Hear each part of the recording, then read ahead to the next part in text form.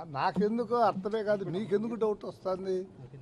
100% Bhuma will succeed. That's all.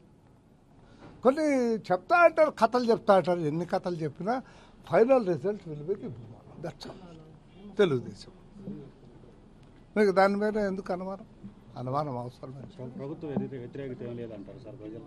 ఎప్పుడు ఉంటుంది ప్రభుత్వ వ్యతిరేకత అనేది, ప్రతి గవర్నమెంట్కు ప్రతి చోట ఉంటుంది.